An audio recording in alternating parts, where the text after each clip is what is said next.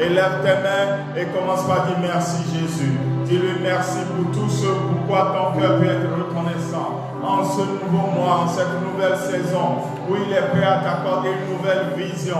Dis-lui merci Seigneur. Marabaya Baba Shabareka Dabraya Ramamama Sotebrelegedebo Shabere Baba Baba Sanarakataya. Père éternel Dieu, merci infiniment. Merci parce que je t'ai vu hier et je te vois aujourd'hui. Je pars avec l'assurance que je te verrai encore au cours de ce mois. Voilà pourquoi je te dis merci pour les délivrances, pour Seigneur Dieu, le fait que ta présence n'a jamais manqué et surtout le fait que tu parles. Tu n'as jamais cessé de parler. Tu parles encore et je veux te rendre grâce pour ça. Je veux te bénir, je veux t'honorer, je veux te glorifier. Tu es Seigneur, tu es Seigneur, tu es Seigneur et je t'adore, je soumets ma vie. Marakapaya Barababa. Élève ta voix et dis maintenant, Saint-Esprit, nous t'accueillons en ce moment, nous t'accueillons en ce lieu, nous te laissons la place qu'il faut, Esprit de Dieu. Rakatabayaba, Remamako Sapalegadaya, Ramamama Sokabria Balababa Shopareka, Rimandake, Sukapalegado, Ramadevaikato, Satayaba, Rebaloko Suke, Rakibalo Gazekataya, Ramamama Koryamada Sotepelegade, Rakapala. C'est ton culte, ce n'est pas un culte humain. Nous disons Saint-Esprit, tu prends la place. Que tout ce qui est contraire à ta présence, ça soit assujetti maintenant. Tout ce qui est contraire à ta présence se soumette à ton autorité. C'est ta présence qui nous suffit. C'est ta présence qui s'impose. Tu es saint. Montre-nous combien tu es saint et emmène-nous dans ta sainteté, Seigneur. Merci à toi, Père. Sois béni à jamais, sois honoré à jamais, Seigneur. Au nom suprême de Jésus, nous avons prié. Amen, amen. Une question simple. Qui est content d'être dans la maison de Dieu le premier dimanche du mois? Acclame très fort le Seigneur. Alléluia. Amen, amen. Veuillez vous asseoir avec assurance dans sa présence. Salut une, deux personnes, dis-lui, tu es béni d'être dans la maison du Seigneur. Amen. Et fermez la porte, c'est toujours important. Dans le culte commence. Et nous voulons commencer aujourd'hui en rappelant que nous sommes dans un nouveau mois. Et quand nous sommes dans un nouveau mois, il y a un nouveau thème. Amen. Et le thème du mois, c'est nouvelle vision. Et j'aimerais prier afin que dans les semaines à venir, nous allons revenir sur le verset. J'aimerais prier afin que la nouvelle vision que le Seigneur accorde se manifeste dans la vie de chacun au nom suprême de Jésus. Je prie que tu ne partes pas avec l'ancienne vision dans les choses nouvelles que le Seigneur veut faire. Je prie que tu ne partes pas avec l'ancienne vision dans les nouvelles dimensions que le Seigneur veut t'emmener. Je prie que tu sois guidé et soumise à la nouvelle vision que le Seigneur donne au nom suprême de Jésus. Et quelqu'un dit Amen. Amen. Amen. C'est important de suivre le thème du mois. C'est important de se le rappeler parce que le Seigneur va faire des choses dans votre vie en accord avec le thème du mois. Donc, rappelez-vous toujours le thème du mois et suivez donc. Et aujourd'hui, nous commençons un nouveau live class. Un live class que le Seigneur nous permet de démarrer. Et nous allons découvrir, c'est un sacrifice complet pour chaque enfant. Un sacrifice complet pour chaque enfant. En fait, ce live class, le titre, je ne l'ai pas choisi. Le titre vient directement de la Bible comme ça. Donc, c'est comme ça que ça a été écrit. C'est vrai que dans la Bible, Louis II, que la plupart d'entre vous, vous verrez un holocauste pour chaque enfant. Mais dans la Bible français courant, il est écrit un sacrifice complet pour chaque enfant, parce qu'un holocauste, c'est un sacrifice complet. J'aimerais donc lire ce texte, d'accord, de Job, chapitre 1, les versets 4 et 5. Et suivez attentivement, parce que tout à l'heure, ce qu'on va passer les 15 prochaines minutes à faire, c'est essayer de voir ce que ce texte apporte à chacun d'entre nous. Alors je lis, il est écrit, de temps en temps, ses fils, les fils de Job, se rendaient chez l'un ou l'autre d'entre eux, à tour de rôle, pour y faire un bon repas. Ils invitaient alors leurs 3 sœurs à manger et à boire avec eux. Quand les festivités étaient achevées, Job faisait venir ses enfants pour les purifier. Il se levait tôt le matin et offrait à Dieu un sacrifice complet pour chacun d'eux. Car il se disait, mes fils ont peut-être commis une faute, ils ont peut-être offensé Dieu en pensée. C'est ainsi que Job agissait chaque fois. Alors, donc ça c'est français courant. Donc vous pouvez ne pas avoir les mêmes mots exactement avec vous, mais c'est le même sens. D'accord? C'est exactement le même sens. Alors, avec ce live class, nous allons aujourd'hui faire ce que nous allons appeler la foi aux questions et aux compréhensions. Mais dans les semaines à venir, nous allons voir comment éduquer un enfant. C'est éduquer qui, pourquoi. Éduquer un enfant, c'est un sacrifice complet. Éduquer un enfant, c'est une bénédiction générationnelle. Éduquer un enfant, c'est aussi utiliser les outils pratiques. Éduquer un enfant, c'est un sacrifice complet à offrir pour chaque enfant. Alors, allons sur la première partie. Qu'est-ce qui retient votre attention dans ce texte? Parce qu'au moment où je le lisais, j'ai dit prêtez attention. C'est toujours à l'écran. Tout le monde va intervenir. Donc, 30 secondes pour me dire ce qui retient ton attention. Ça peut être juste un mot. Ça peut être une portion. Tu peux nous dire pourquoi ça retient ton attention. Et c'est peut-être une pensée qui t'est venue en lisant le texte. Alors, 20 secondes encore. Qu'est-ce qui retient votre attention quand vous lisez Job chapitre 1, versets 4 et 5? Encore 10 secondes. Moi, quelque chose retient mon attention. Mais ce n'est pas moi qui y vais premièrement. Chacun va y passer. Ok, oui.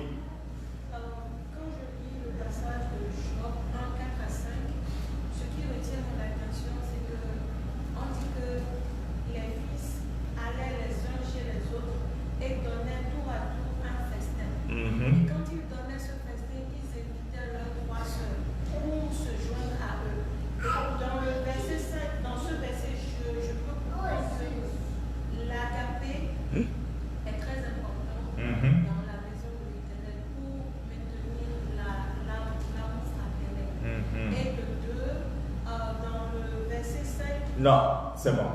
Juste un. C'est bon. Donc, vous dites que manger ensemble, parce que c'est ça, le thème simple pour dire agapé, est un lien qui solidifie l'amour fraternel dans l'Église. Et que c'est important à tes yeux. Ok, super. Juste à côté, Marina. Qu'est-ce qui retient ton attention dans ce test? Tu vas revenir? Ok. Anna.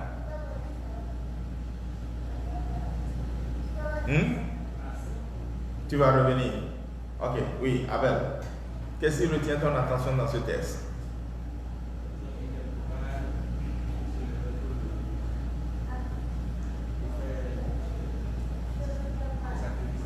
Pourquoi est-ce que le fait de se lever tôt pour faire des holocaustes ou offrir des sacrifices complets retient ton attention?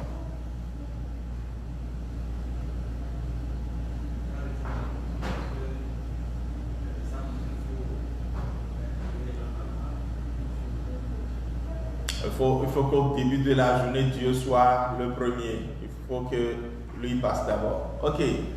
Madame Tozo, qu'est-ce qui retient ton attention?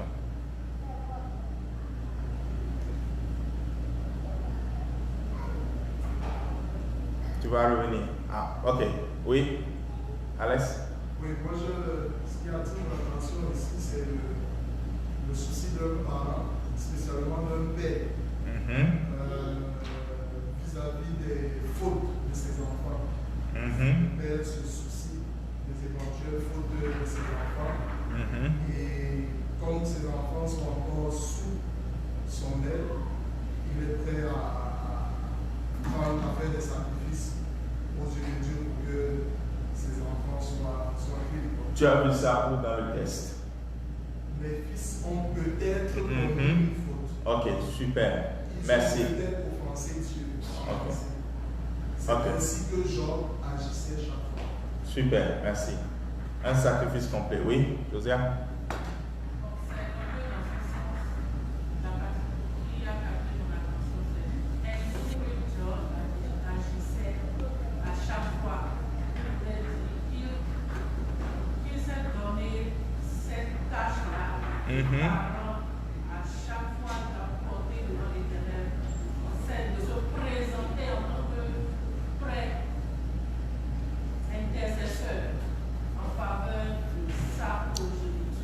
Donc c'est l'habitude de Job d'être le sacrificateur de ses enfants et il n'a jamais manqué à cette habitude. Ok, oui, ou non? Qu'est-ce qui retient ton attention dans ce test?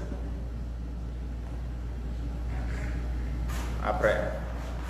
Ok, oui, il y avait Jonas. Donc, Job faisait venir ses enfants pour les purifier.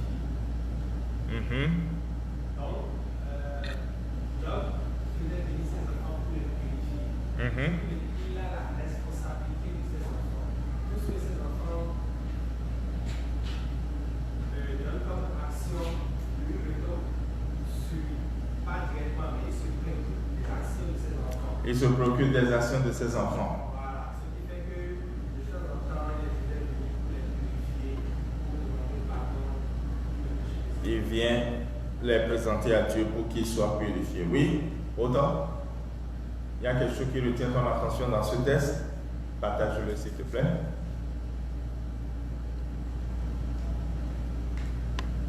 Ok, j'ai un 7.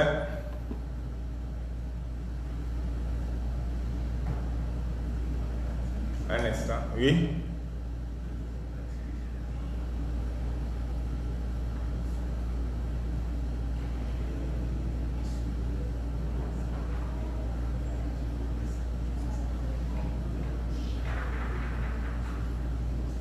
Je n'entends pas.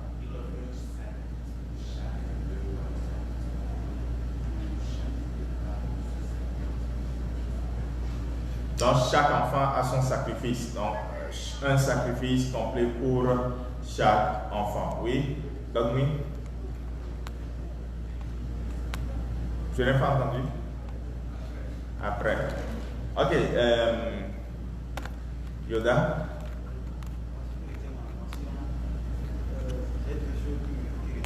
Juste un d'abord.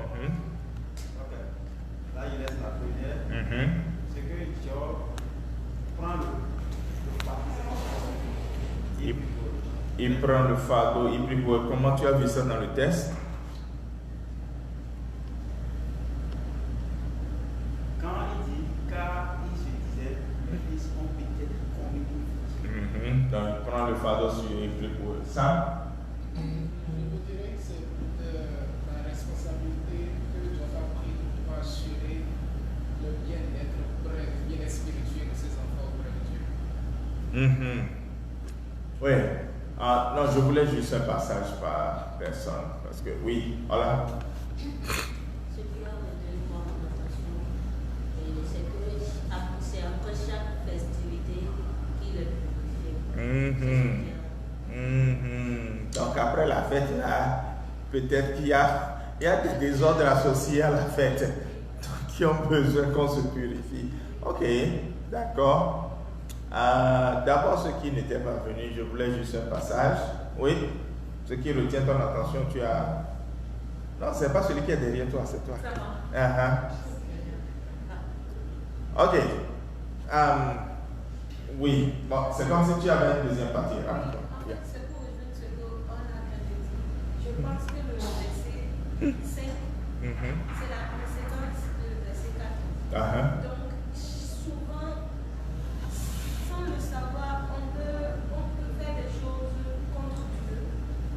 Et ça va, on ne le sait pas.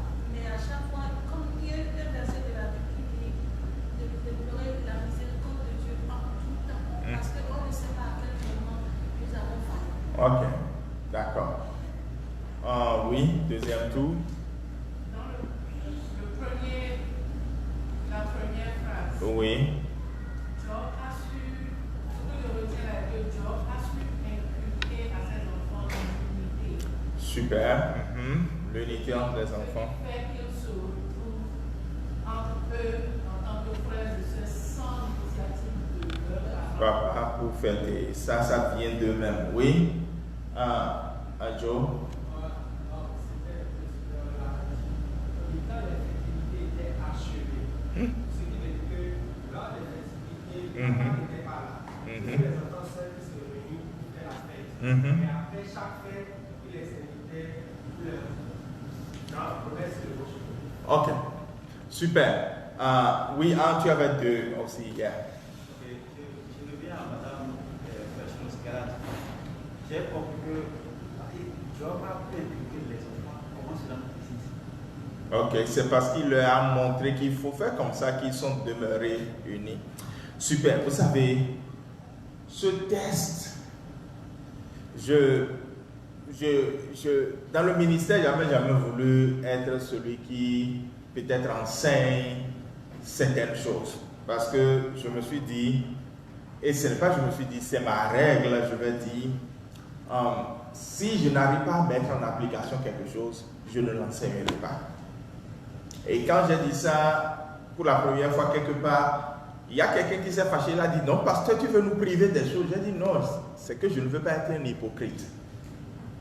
Je ne veux pas dire, faites ça parce que la Bible a dit de le faire. Alors que moi-même, je ne le fais pas. Et quand en 2008, je suis devenu pasteur, en 2010, j'ai donné pour la première fois une série d'enseignements sur l'éducation des enfants. En ce moment, mon fils naissait à peine. Donc, je n'étais pas dans la pratique de ce que c'est. Mais je savais à peu près ce qu'il fallait faire. Et j'avais mis certaines choses en application et j'ai vu les résultats. Par exemple, quand mon fils était dans le ventre de sa mère, on avait l'habitude de lui chanter un chant. Et je vais revenir sur tout ça dans l'enseignement plus tard. C'est des choses à faire. Et on lui chantait toujours à Dieu soit la gloire. On chantait ça continuellement, non-stop. Et quand il est né, quand il pleure, et que vous entendez ce chant, il cesse de pleurer. Il peut même tomber, il peut même avoir mal de ventre, quelle que soit la raison de la peur, des pleurs plutôt, dès que vous entendez ce chant, il s'arrête. Parce que dans mes recherches pour pouvoir donner, pour donner l'enseignement sur l'éducation des enfants, j'avais compris que les enfants entendent déjà dans le ventre de leur mère. Aujourd'hui, en tant qu'infirmier en formation, je sais que la science a confirmé ça. Donc, avis à tous ceux qui veulent encore faire un deuxième, un troisième, un quatrième, un cinquième, un sixième, apprenez à chanter à vos enfants quand ils sont dans le ventre. Ceci étant dit, je repars sur le fait que maintenant, étant devenu parent et donnant l'éducation à beaucoup d'enfants, parce que finalement, mon fils n'était plus le seul enfant que j'ai, j'avais d'autres enfants à la maison, je disais toujours, Seigneur, il faut que j'arrive à être en contact avec un texte biblique qui me défie. Et le Seigneur a permis que je rencontre ce texte de Job.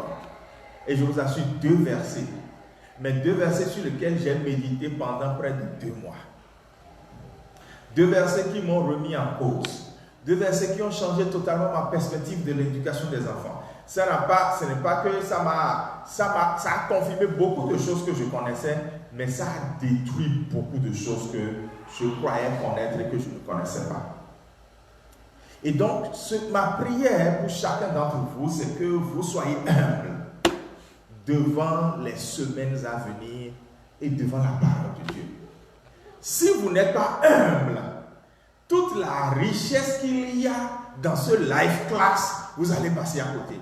Et je vous assure, pendant qu'on passe à côté, on ne le sait pas. C'est 10 ans, 20 ans plus tard, que les fruits de ce qu'on a semé aujourd'hui là vont sortir. Et c'est en ce moment-là qu'on va se dire, j'ai mal fait ceci, j'ai mal fait cela. Mais en ce moment-là, les fruits sont là. Et ce ne sont pas des bons fruits, c'est des fruits amers. Donc il faut beaucoup d'humilité pour se soumettre à un enseignement comme celui-ci et dire, Seigneur, je veux que ta parole vienne à moi. Et même pour ceux qui sont ici et qui ne sont pas parents, vous êtes bénis d'être capables d'entendre ces choses avant de devenir parents. C'est tellement important. Quand je regarde en arrière, quel genre d'enfants et d'adolescents, surtout d'adolescents, je ne vais pas dire enfants, j'ai été, je dis, Seigneur, aie miséricorde. Parce que c'est maintenant que je me dis, je sais quel genre d'enfant j'ai été pour mes parents.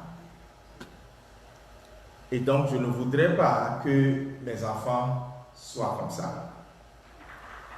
Et donc, pour conclure aujourd'hui, et dimanche prochain, on va continuer, gardez ce texte à l'esprit toute la semaine, méditez-le, ça peut s'ajouter à la vitamine B de la semaine pour vous.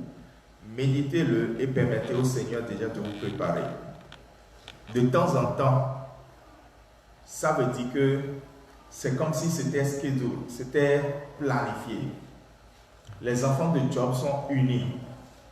Je connais beaucoup de familles où les enfants ne sont pas unis. Je connais beaucoup de familles où, à la mort des parents, les enfants s'entre-déchirent. Alors, j'ai dit la mort des parents, même pendant que les parents sont vivants, les enfants s'entre-déchirent.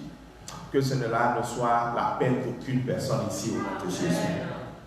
Et les enfants faisaient la fête tour à tour. Mais Didier, c'est chez moi aujourd'hui, c'est chez toi demain, c'est chez l'autre après.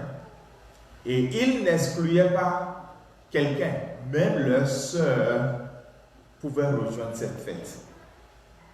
Mais comme la Bible ne veut rien nous cacher, parfois, pendant qu'on mange et qu'on boit, parce qu'on a dit qu'il mange et boit, on peut pécher en mangeant et en buvant. C'est pour ça que Paul dit quelque part que, quoi que vous fassiez, il a dit aux Corinthiens, je crois que ça doit être dans 1 Corinthiens chapitre 13, non, chapitre 16 plutôt, verset 31, donc quelqu'un me cherche ça, il dit, quoi que vous fassiez, que ce soit pendant que vous mangez ou pendant que vous buvez, faites tout ça pour la gloire de Dieu. Et parfois, il arrive donc que les enfants de Job qui sont unis, même dans le manger, le boire, ne le fassent pas pour la gloire de Dieu. Et quand maintenant ils ont fini leur fête et que chacun doit retourner à sa place, la Bible ne nous a pas dit que le papa n'a pas assisté. Donc, n'allons pas à des interprétations de ce que le texte n'a pas dit. Il se peut que le papa soit là, comme il se peut que le papa ne soit pas là. Mais l'un ou l'autre, c'est que papa a le fardeau, la responsabilité de dire « Je suis le sacrificateur de ma famille ».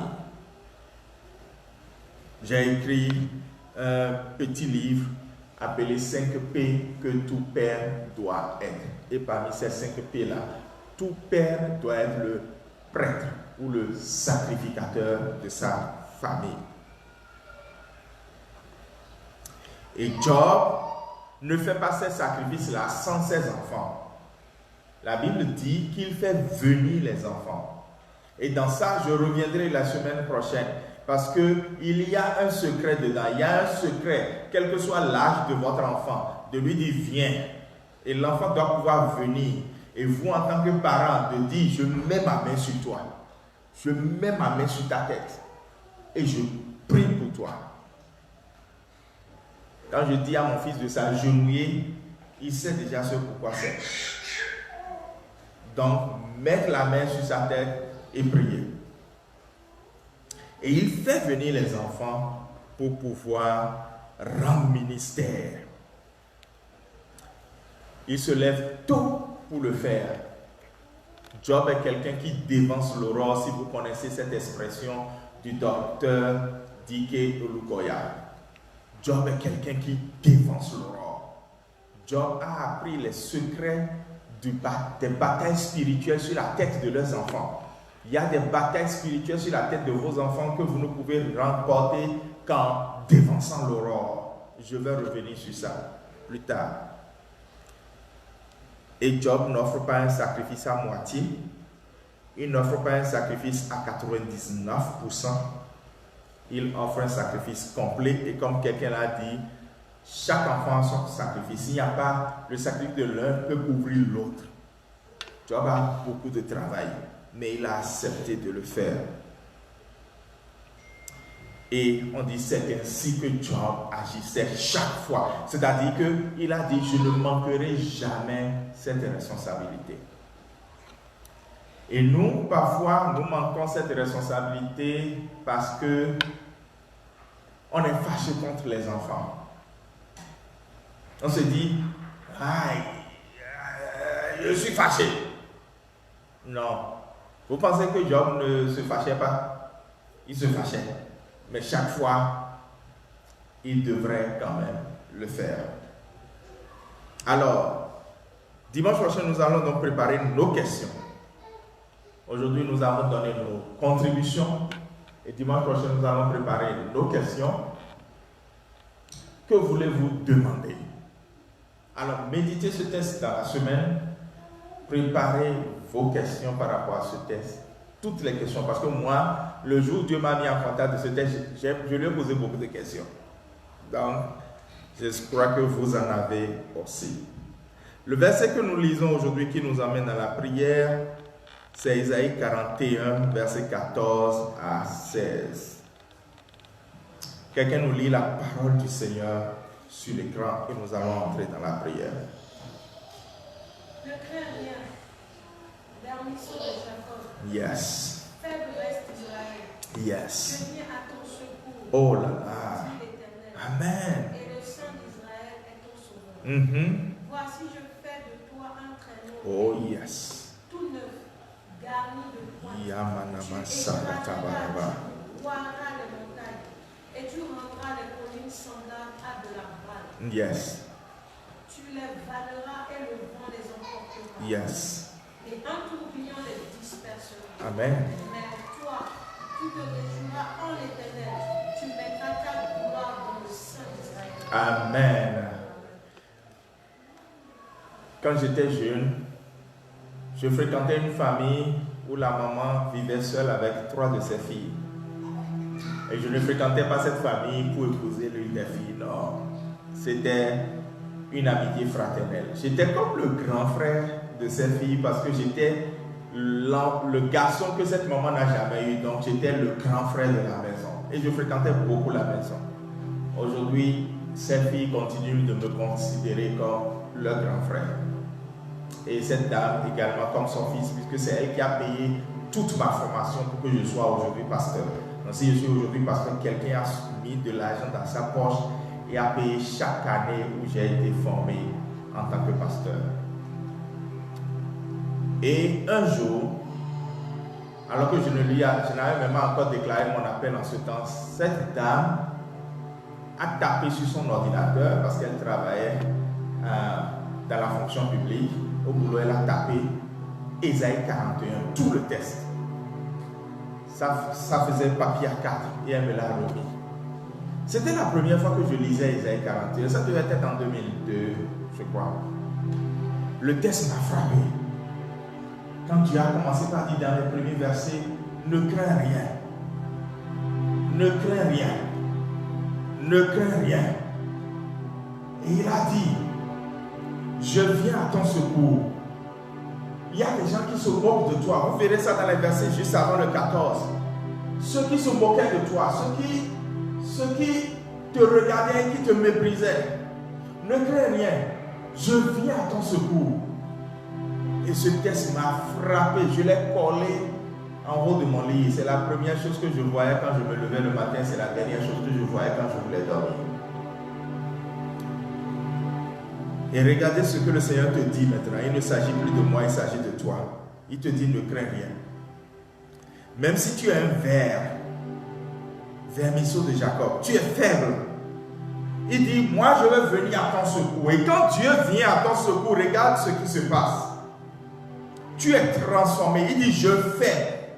Ici, je fais là, ce n'est pas I do, c'est I make. Il veut te transformer, il veut faire make, c'est comme il veut fabriquer. Il prend un ver de terre et le transforme, et le ver de terre devient maintenant un traîneau aigu. C'est-à-dire une machine sur les roues avec des pointes. Et une machine toute neuve. Et quel est le but de cette machine? C'est de broyer des montagnes. S'il y a quelqu'un ici qui sent qu'il est trop faible, qu'elle est trop faible, et qui veut le secours de Dieu pour que Dieu le transforme, cette personne se tient debout. C'est la nouvelle vision que le Seigneur donne de ta destinée dans ce mois dans lequel nous sommes. Il dit, crie à moi et dis, Seigneur, je suis faible, viens à mon secours. Et pendant que tu es en train de crier, il est déjà là parce qu'il savait qu'il t'a donné rendez-vous aujourd'hui.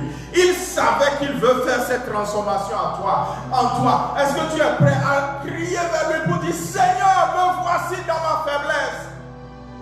Comme un ver de terre qu'on peut écraser, me voici. Et je veux ton secours parce que personne ne pourra m'écraser. Personne n'écrase ce qui est pointu et gagné de pointe. Commence par crier à l'Éternel pour recevoir son secours ce soir. Ah, barakataba shatabarababa. Lena rosebe legedevo shabaramanda baka. Le suka praya baba rena ruka palegedebrosh. Ramama mama super regado rabakataya. Rekelegedebo shabraya baba legado saya barakataya. Rapaya baba baba baba. Lokepe liga sukepe. Radok sukaka legado rebakusende legede. Ramama mama shopa legada bala baba baba baba.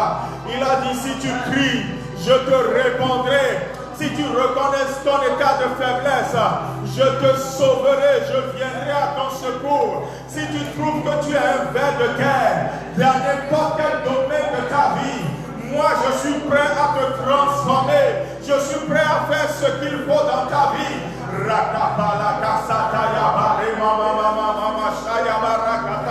Mais si tu lui dis, je n'ai pas besoin de toi. Si tu lui dis, Seigneur, je ne veux pas me soumettre à toi. Si tu lui dis, Seigneur, est-ce que tout vivre dans ce monde a besoin de tout ça? Alors il ne fera rien en toi. Mais il fait quelque chose dans la vie de ceux qui reconnaissent qu'ils ont besoin de l'Éternel. Qu'ils ont besoin de l'Éternel. Qu'ils ont besoin du Dieu de leur salut. Qu'ils ont besoin de celui qui peut les transformer. Alors tu peux prier à l'Éternel encore une dernière fois. Et lui dire, Seigneur, je suis faible. Viens à mon secours. Rakabaya. Eke remenemo shamba remandaya bo. Zekakarakatabaye barababababa shapala gadaya. Remando soprelegedebo shaya balagadaya. Rekepe supare kapaya. Masopalegedebo shabriakato sandaye. Rekaligado sambalegedebo shabiakotarakataya. Rebababa somanegado sunde reketelegade. Romanamanamando sabraya kataba siteregade.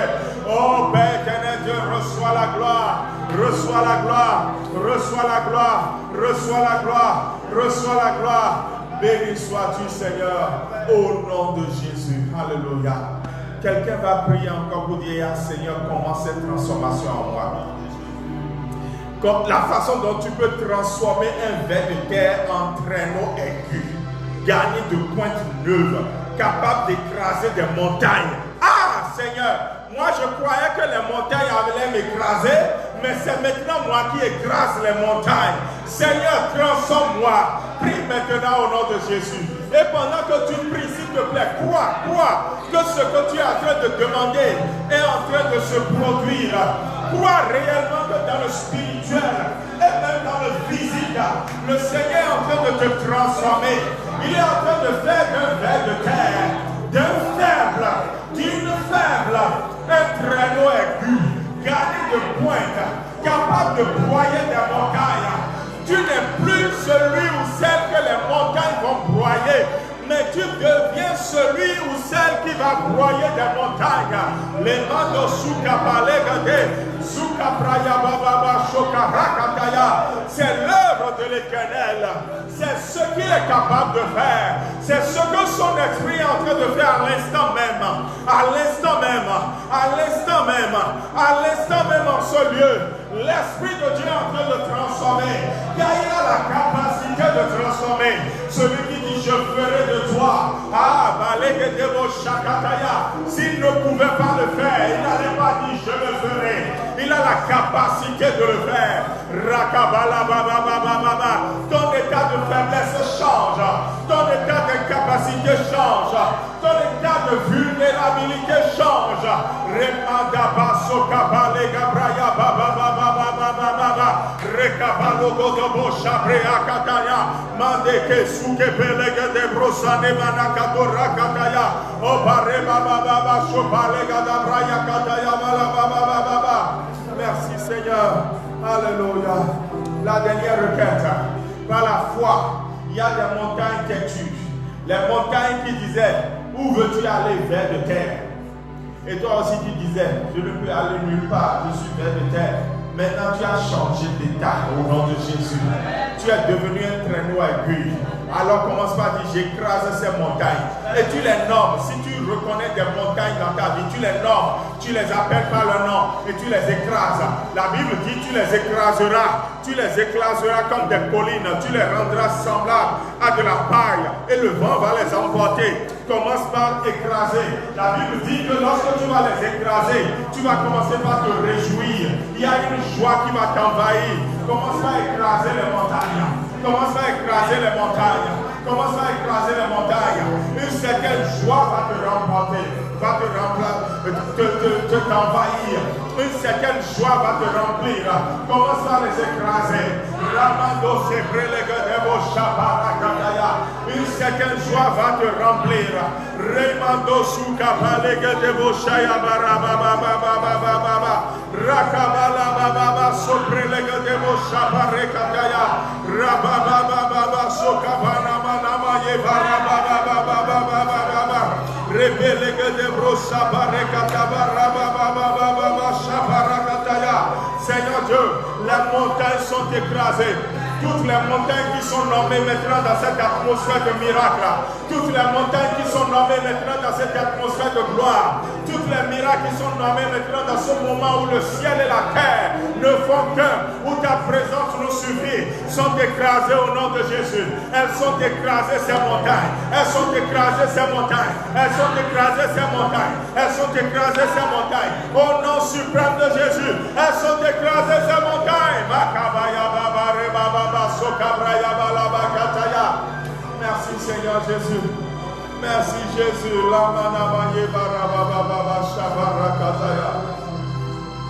Lève tes mains dans sa présence. Seigneur, nous voici.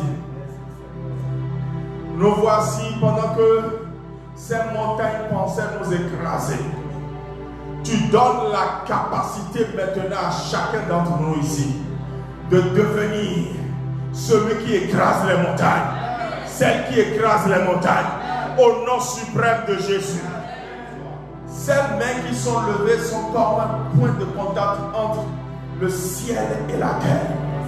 Et je prie, Seigneur, que la capacité surnaturelle d'écraser des montagnes têtues, d'écraser des montagnes anciennes, d'écraser des montagnes rebelles, soit donnée, reçue maintenant par la foi et soit effective au nom de Jésus-Christ de Nazareth.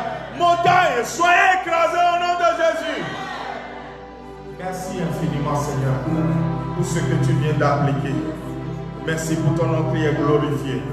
Sois béni à jamais. Au nom de Jésus, nous avons prié. Amen. Amen. Et quelqu'un qui a écrasé des montagnes, acclame très fort Jésus. Amen. Vous allez vous asseoir. Amen. Le verset qui nous conduit dans les 10 000 les offrandes que nous commençons par préparer, c'est Matthieu chapitre 6, versets 19 et 20, où il est écrit: ne vous amassez pas des trésors sur la terre, car voici la conséquence. La teigne, la rouille peut les détruire et les voleurs peuvent percer et dérober. Mais amassez-vous des trésors dans le ciel, et voici la conséquence. La teigne et la rouille ne peuvent point les détruire, et les voleurs ne peuvent point percer et menacer. Bien-aimés, apprenez à mettre ce qui est important pour vous là où il y a le plus de sécurité. Et je prie que nos biens soient gardés au nom de Jésus. Pendant que nous apportons dans la maison du trésor nos trésors et que cela sert à l'avancement du royaume de Dieu, je déclare que la teigne et la rouille spirituelle qui détruisent les trésors des hommes n'attaquent point les vôtres au nom de Jésus. Je prie que les voleurs physiques et spirituels qui détruisent et qui volent les trésors des hommes ne volent point les vôtres au nom de Jésus. Amen. Amen. Les ministres nous conduisent dans un temps de louange où nous allons louer le Seigneur et nous réjouir en sa présence. Amen. Alléluia. Alléluia. Est-ce que vous êtes chaud pour louer le Seigneur? Est-ce qu'on peut balancer les mains pour dire Amen. Bonsoir au Saint-Esprit au milieu de nous. Est-ce qu'il y a des vivants ici maintenant? Je veux qu'on crie Alléluia. Je n'entends rien, je veux qu'on dise Alléluia.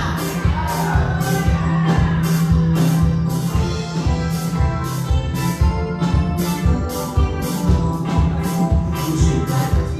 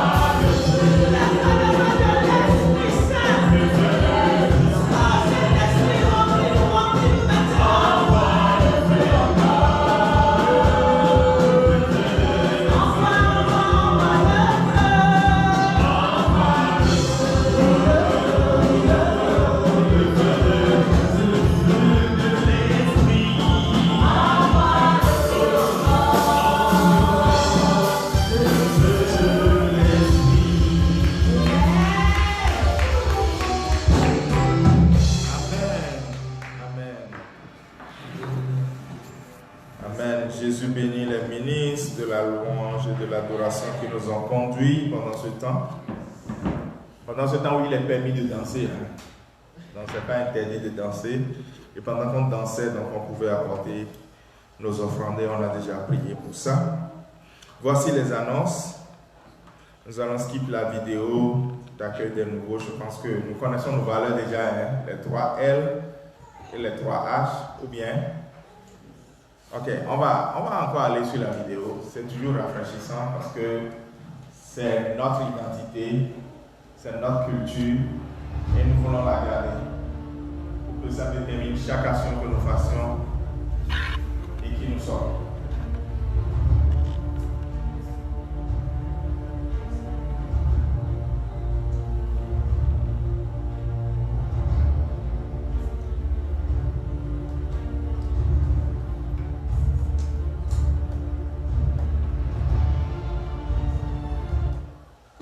Ok, so, vendredi prochain, ciel ouvert, playback encore, parce que je suis toujours à 2 semaines de mes examens et c'est la série dans laquelle on est qui continue, donc les blessures émotionnelles.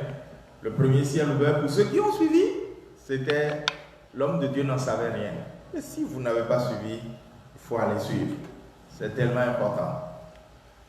Et puis le vendredi passé, c'était les blessures de l'âme, première partie. Donc vendredi, on va voir les blessures de l'âme, deuxième et dernière partie.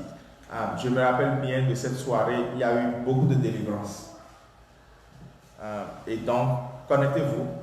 Vous êtes le prochain sur la liste pour être délivré au cours de ce ciel ouvert. Voilà. Mon livre est toujours disponible pour vous accompagner dans la prière et à chercher la face de Dieu. Ouais, je suis toujours disponible cette semaine, donc contactez-moi. Contactez-moi selon votre disponibilité et on verra si ça matche avec mes disponibilités. Mais je me rends encore mieux disponible les mercredis dans l'après-midi et les jeudis dans la matinée pour que le nom de Dieu soit glorifié. Et je veux dire merci. Thank you pour hier, la conférence des célibataires. Pour moi, c'est un succès. Amen. C'est quoi un succès? Un succès, c'est faire ce qu'on a dit qu'on devrait faire. Amen. Et puis, c'est un succès parce que nous avons tenu la conférence avec 16 adultes présents. Donc, pour moi, c'est un succès. Ce qui n'est pas un succès, c'est beaucoup de choses. Et donc, je vous encourage à nous donner les feedbacks avec le QR code. Et les QR codes sont toujours ici, anyway, à la fin, si quelqu'un veut scanner et donner le feedback, c'est important pour que les prochaines fois, nous sachions comment nous améliorer, parce qu'il y a toujours des choses à mieux faire. Mais en ligne, on a perdu le son, et ça, ce n'est pas un succès, et je présente toutes mes excuses à tous ceux qui se sont connectés un peu partout aux États-Unis, surtout aussi en Afrique, pour suivre, mais ça n'a pas marché. Nous prévoyons quelque chose dans les semaines à venir, restez connectés. Et donc, après la conférence des célibataires, il y aura le dîner de gala ou la soirée de gala des couples. Ce n'est pas un lunch, c'est un supper. Donc, on se prépare. Invitez le maximum de couples que vous connaissez. On va parler du mystère du lit conjugal. Et c'est un thème très important. Je continue de rappeler, cette semaine par exemple à Cornerstone, on a eu hier, aujourd'hui, des baptêmes d'eau. C'est juste extraordinaire, surtout. Cette session, on a eu quelques innovations. Les gens ont mis sur, ce qui se passait par les autres du baptême ont mis sur une pancarte qui ils étaient et qui Jésus a fait dedans. Sur une face, quelqu'un pouvait mettre, quelqu'un a mis quelque chose qui m'a fait beaucoup rire. Il a mis qu'il est le roi des mauvaises décisions. King of bad decisions. Et maintenant, quand on tourne la pancarte, il a mis Saved by the King of Kings. Maintenant, il a été sauvé par le roi des rois. Donc, il s'est mis sous la seigneurie de Christ. Le baptême d'eau est votre prochaine étape dans la foi si vous n'êtes pas baptisé d'eau. Donc, on va dire ça tous les dimanches jusqu'à ce que vous preniez la décision de passer par les baptêmes d'eau. Et c'est à peu près comme ça que ça se passe. Ça, ce sont des photos de Cornerstone maintenant. Avant, je montrais des photos d'ailleurs. Maintenant, là, c'est des photos de Cornerstone. Et donc, prochaine étape, dans votre marche avec Jésus, c'est le baptême d'eau. Les camps arrivent.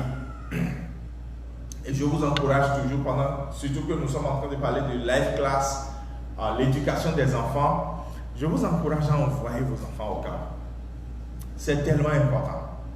Comme je l'ai dit, vous n'aimez pas plus votre enfant que quelqu'un d'autre au monde.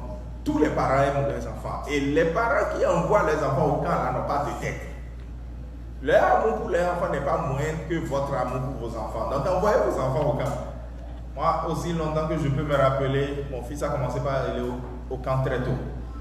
Et je me dis juste une chose aujourd'hui, s'il n'allait pas au camp, je ne sais pas qui il serait aujourd'hui. Les camps sont toujours transformationnels et il y a toujours quelque chose qu'on gagne au camp. Donc ça, c'est les informations sur les camps. Et vous devez être sur l'application de Cornerstone pour pouvoir vous inscrire au camp. Si vous êtes bloqué quelque part, dites-le moi et je pourrai toujours vous aider à débloquer. Maintenant, si quand ça ne va pas, il y a Vacation Bible School VBS cette année ici.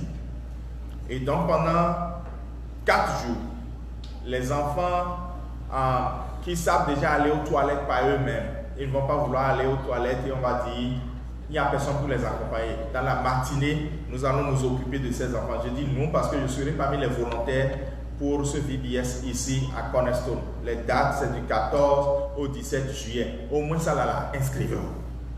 Et amenez vos enfants qui sont capables, qui sont à partir de grade 4 jusqu'à un certain âge, enfant et pas adolescent. D'accord? Amenez-les ici à Cornerstone. C'est une joie pour nous de prendre soin d'eux pendant les vacances. La vitamine B de la semaine qui vient, c'est le livre de Jude. Et c'est, disons, la dernière fois qu'on va faire la vitamine B sous ce format. Après ça, on va changer le format. Alors, qui est chargé de présenter la vitamine B cette semaine? Il me semble qu'on n'a pas choisi, c'est ça? On n'avait pas choisi. Hein? Qui a pris deux billets dans la semaine? Qui, honnêtement, qui a pris ça? Qui a pris la vitamine B 2 billets dans la semaine? Ok. Parmi ceux qui ont pris là, qui veut venir présenter? C'est là où c'est compliqué maintenant. Hein? Elle n'est pas là. Tu as dit Madame Tomé, non? Madame Tozo, tu veux venir présenter?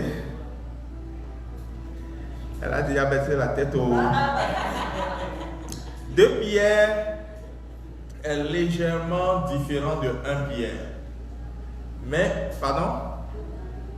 Yoda a présenté la fois dernière. Je pensais que parmi ceux qui ont levé la main, il y aurait une nouvelle personne. 2 pierres est légèrement différent de 1 pierre dans ce sens que Pierre ici entre dans l'apologétique, c'est-à-dire que dans 1 Pierre, il a présenté tout ce que Yoda a dit, je ne vais pas revenir là-dessus, mais dans 2 Pierre, il veut nous aider à être fermes dans la foi pour que lorsque quelqu'un viendra nous raconter du n'importe quoi, pour nous éloigner de la foi en Jésus, nous demeurions fermes dans la foi. Et ce n'est que 3 chapitres, je crois. S'il vous plaît, lisez. Rattrapez ça. Quel est mon problème? Quel est ton problème, pasteur? Tu veux qu'on lise la Bible tout le temps là? Oui, c'est mon problème. Lisez la Bible. Lisez. Vous devez lire. Vous allez lire. Il est prouvé que les chrétiens qui lisent leur Bible là sont différents. Ils ont accès à de nouvelles choses que les autres n'ont pas accès. Lisez votre Bible. Prenez votre vitamine B. Rattrapez 2 pierres. Je ne vais pas en dire plus que ça. Sinon, vous n'allez pas vouloir lire ça. Lisez. Et lisez Jude. Jude, c'est un seul chapitre. Donc, vous voyez, vous n'avez pas extra work. Donc, ça vous fait 4 chapitres dans cette semaine. 2 pierres. Et puis, Jude et lisez. Et par la grâce de Dieu, je ferai moi-même le résumé, la présentation. Et on va annoncer la nouvelle forme de vitamine B à partir de maintenant. Nous sommes prêts pour écouter la parole de Dieu, mais comme vous le savez, avant cela, nous allons adorer le Seigneur avec des chants et avec notre cœur qui s'humilie. Et nous allons laisser la place au ministre de l'adoration et de la louange de nos conclure. Amen. Alléluia.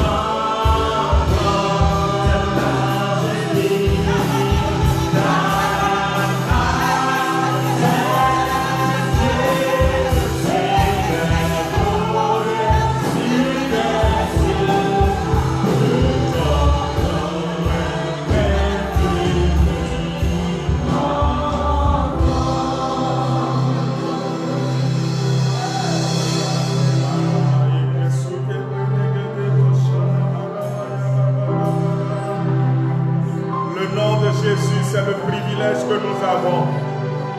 C'est le privilège que nous avons d'appeler le nom de Jésus.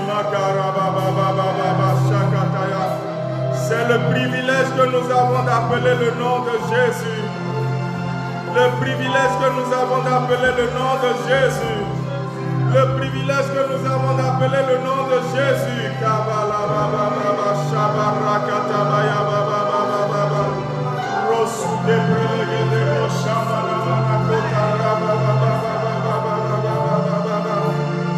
Merci Jésus. Alléluia. Merci Jésus. Merci Jésus. C'est le privilège que nous avons d'appeler le nom du Fils de Dieu. Le nom du Fils de Dieu. Voilà pourquoi nous ne l'appelons pas en vain. Nous ne t'appelons pas en vain. Nous t'appelons parce que nous avons reçu le privilège d'appeler ton nom. Et tu as dit, en mon nom, ce que vous demanderez. En mon nom, il y a le salut. En mon nom, des genoux fléchissent.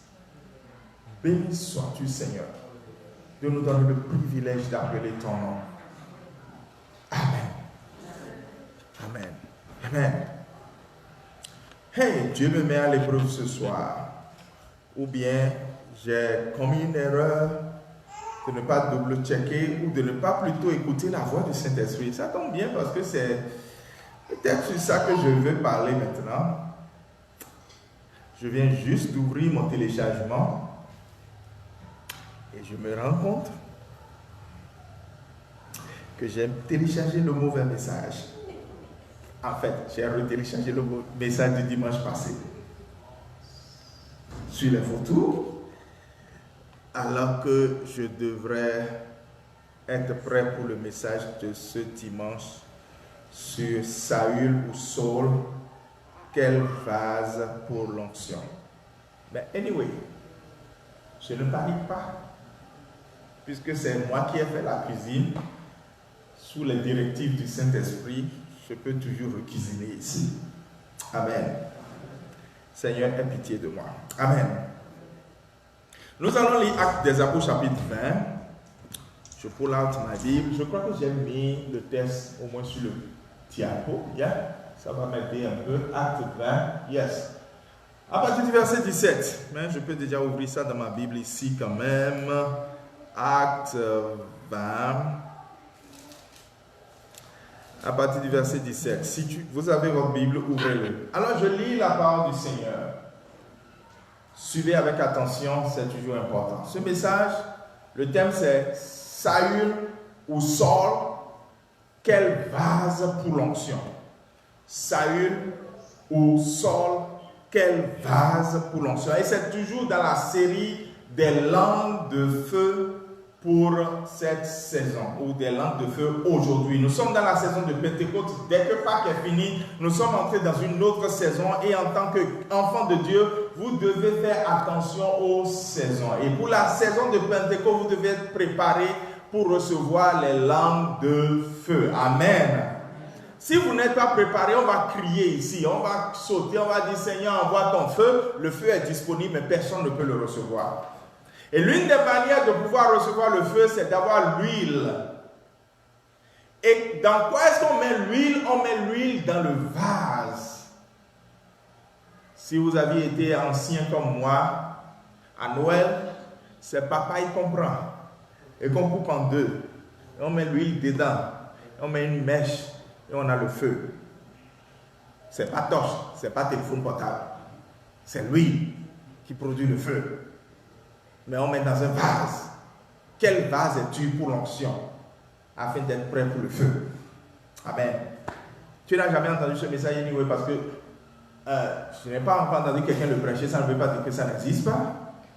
Mais peut-être que tu n'as jamais entendu. Alors prête attention. Cependant, de Milet, Paul envoya chercher à Éphèse les anciens de l'église. Lorsqu'il fut arrivé vers lui, les anciens, Paul leur dit, vous savez de quelle manière depuis le premier jour où je suis entré en Asie, je me suis sans cesse conduit chez vous. Et je fais une pause en disant, en tant que pasteur, je peux dire, vous Venu à Austin, la façon dont je me suis conduit. Servant le Seigneur en toute humilité, des Juifs. Vous savez que je n'ai rien caché de ce qui vous était utile. Et ça, je fais une pause aussi en disant, en tant que pasteur, mon objectif, c'est de vous libérer de ce qu'on appelle tout le conseil de Dieu. C'est pour ça que la fois dernière, avant la Sainte Seine, je vous ai fait attendre à la fin du culte. Et après la Sainte Seine, j'ai découvert une vidéo de quelqu'un qui a dit exactement la même chose que j'ai enseigné sur la Sainte Seine. Parce qu'en fait, je n'avais jamais entendu quelqu'un enseigner ça comme ça sur la Sainte Seine en disant que la Sainte Seine est une bénédiction pour l'Église. Et puis j'ai vu cette vidéo d'extrait de 7 minutes que j'ai balancée dans notre groupe. Et j'ai mis à côté, au moins je vous ai enseigné tout le conseil de Dieu. Donc je ne vous ai rien caché de ce qui vous était utile. Et je n'ai pas craint de vous prêcher et de vous enseigner publiquement et dans les maisons. Donc j'enseigne ici, mais je viens chez vous pour enseigner. Annonçant aux Juifs et aux Grecs la repentance envers Dieu et la foi en notre Seigneur Jésus-Christ. Le message central de Paul, c'est la repentance. Repentez-vous. Alors, ne soyez pas fatigués d'entendre de ma bouche aussi, repentez-vous. Et maintenant, voici, liés par l'Esprit. Quelqu'un dit liés par l'Esprit. Je reviendrai sur ça dans les semaines à venir. C'est un style de vie. Être lié par l'Esprit est un style de vie. C'est-à-dire que tu dis, Saint-Esprit, attache-moi. Et quand le Saint-Esprit t'attache, il fait quoi? Ce n'est pas pour t'immobiliser ou te mettre en prison parce que tu as volé, non. Il te dirige. Et c'est la seule manière pour le Saint-Esprit de te diriger quelque part. Sinon, tu n'iras jamais là. Donc, il est obligé de faire quoi? De te lier. En tout cas, je reviendrai, je ne vais pas devancer ce message qui est toujours dans cette série dans laquelle on va lier par le Saint-Esprit. Vous savez, il y a cette vidéo de Oderset. Ça date de près de 10 ans déjà, je crois. Ça doit être sur mes pages. Cherchez dans mes pages Facebook, vous allez voir cette vidéo. Où il y a un homme dans le désert, il a soif. Et quand il a soif, il a fait quoi? Il a prié, il a dit, Seigneur, j'ai soif, j'ai besoin d'eau. Et quand il a fini de prier, il a vu dans ce côté-là une flèche qui lui disait, l'eau est ici, l'eau est ici, l'eau est ici. Il a dit, yeah, Dieu a répondu à ma prière. Il a commencé par courir pour aller vers la flèche. Mais Dieu a pris sa main pour le ramasser, pour lui dire, ne va pas vers la flèche, tourne vers ce côté. Et dans la vidéo, c'est comme il y a une main qui l'a ramassé de terre pendant qu'il courait. Il a dit non, mais ne me prends pas. Et il a écarté la main, il est descendu, il courait vers la flèche. La main a barré sa route. Il a sauté la main pour dire ne m'arrête pas. Il veut aller vers la flèche parce qu'on lui a dit que l'eau est là-bas. La main a tout fait pour l'empêcher. Il est allé là-bas. Et quand il est allé là-bas, il a trouvé vraiment un robinet. Il a dit yeah, j'ai trouvé de l'eau. Et il a tourné le robinet, c'est juste une goutte qui est sortie. Et il a pris ça dans sa langue. Il a dit, j'ai bu de l'eau. Maintenant, là où la main voulait l'emmener, là, on nous a montré ça. Lui, il est là-bas, il a juste pris une goutte d'eau, il dit, je suis satisfait.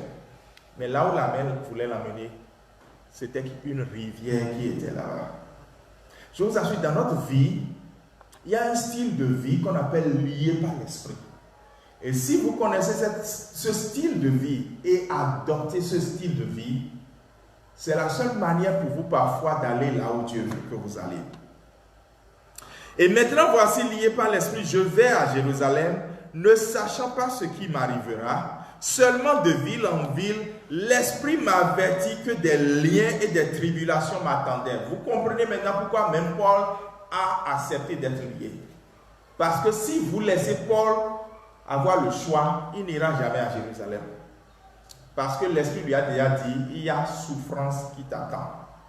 Mais il dit, ok, bien qu'il y ait souffrance qui m'attend, je vais y aller parce que j'ai déjà demandé au Saint-Esprit de me lier. Mais, et ça c'est le verset 24 qui est mon verset de vie. J'ai 3 versets de vie, 2 dans le Nouveau Testament et 1 dans l'Ancien Testament. Il faut en avoir aussi, si Dieu me permet, un jour. Je pourrais prêcher sur ça. Et pourquoi il est important d'avoir des versets de vie. Alors le Seigneur ne m'a pas encore dit de vous le dire, voilà pourquoi je n'ai jamais enseigné dessus, mais pour ceux qui le savent, Hébreux 10, 9 est un de mes versets de vie, c'est dans les signatures de mes emails, et Acte 20, 24 est le second. Il dit, mais je ne fais pour moi-même aucun cas de ma vie, comme si elle m'était précieuse, pourvu que j'accomplisse ma course avec joie et le ministère que j'ai reçu du Seigneur d'annoncer la bonne nouvelle de la grâce de Dieu. Et ce verset aussi peut être ton verset de vie.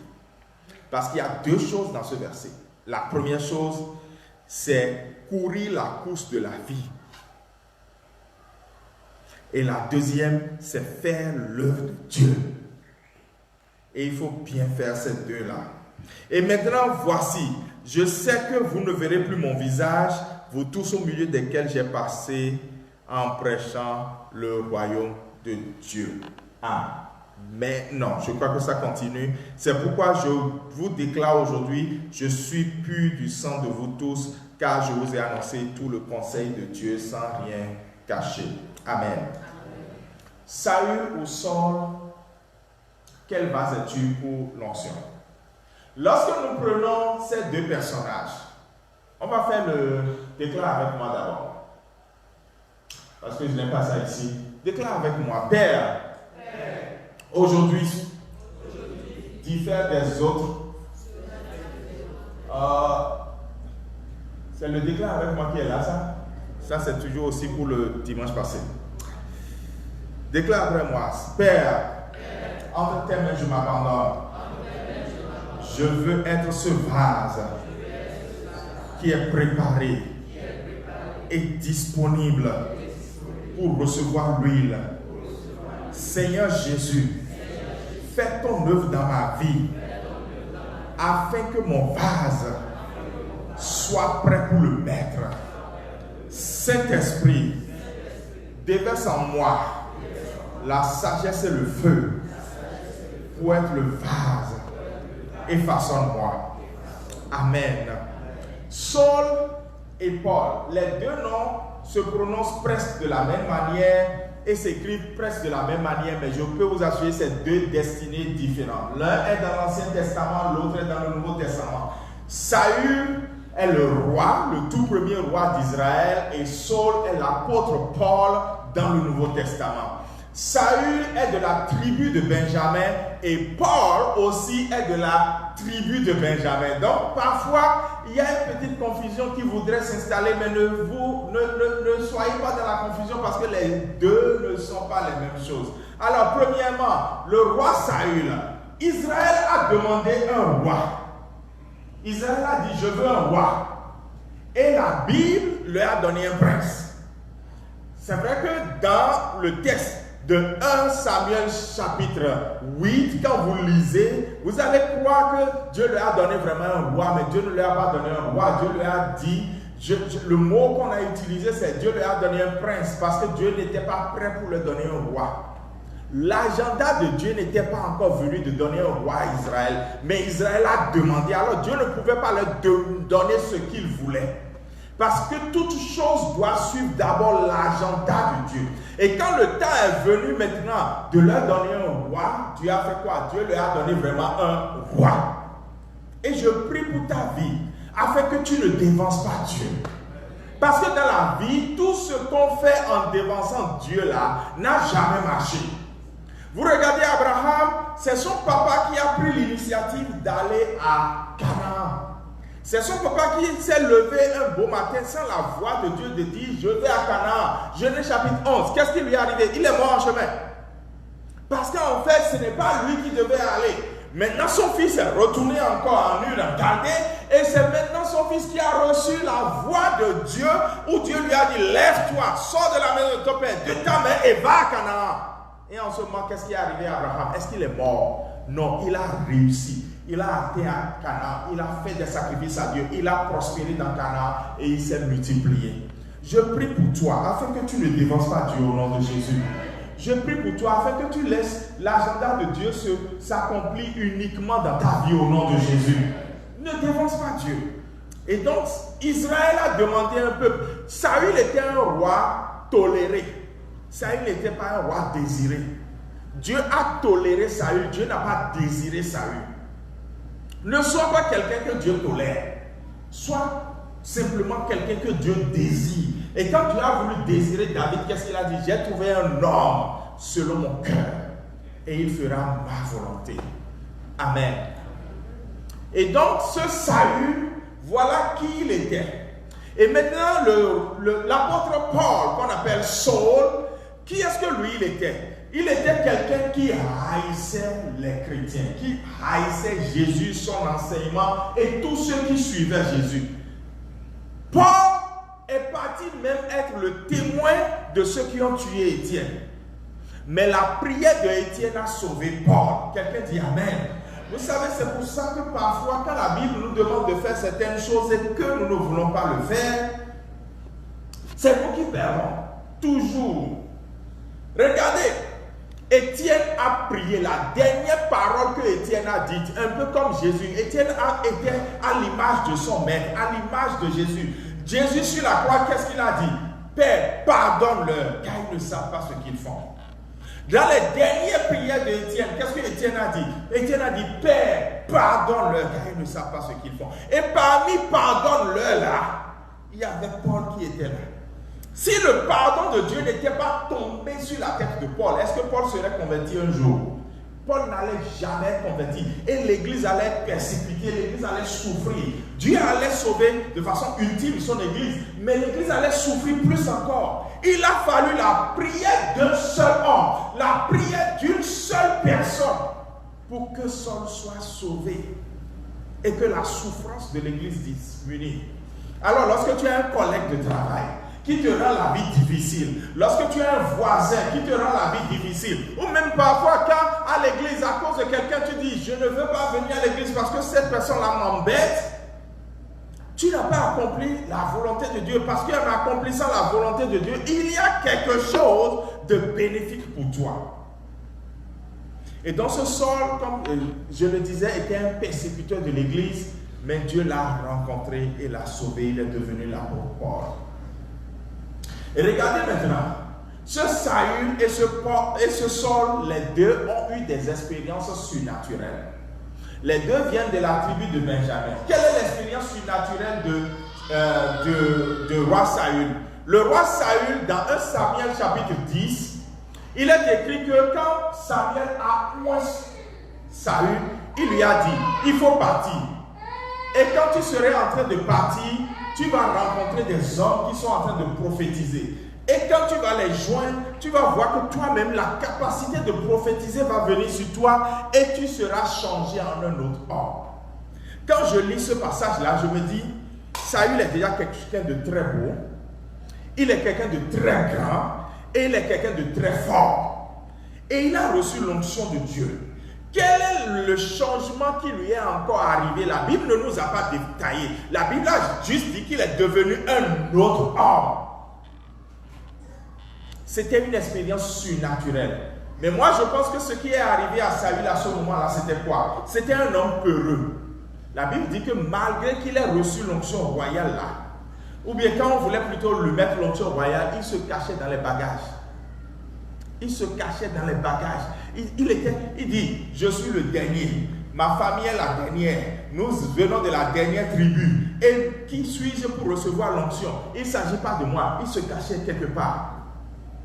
Et il y a des gens, lorsque la rencontre surnaturelle dont vous avez besoin, ce n'est pas qu'un démon sorte de votre corps. La rencontre surnaturelle dont vous avez besoin, c'est plutôt qu'il y ait cet esprit de « je suis vaincu, je ne suis rien, je ne connais rien, je suis inutile ». Cette mentalité de « je suis écrasé » là sorte de vous.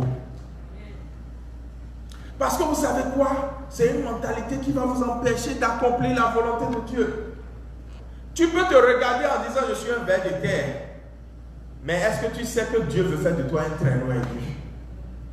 C'est ça, changer à un autre homme. Tu es incapable de parler anglais.